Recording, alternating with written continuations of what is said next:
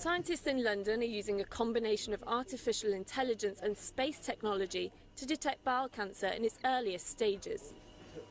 They say it can catch cancerous growths, known as polyps, from a live video of a colonoscopy.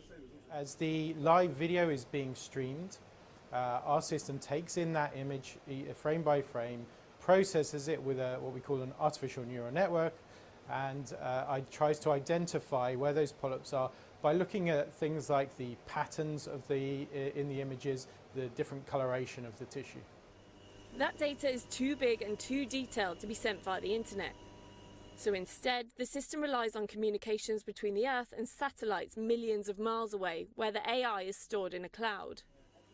That can then be transmitted back in real time to the doctors to make a diagnosis.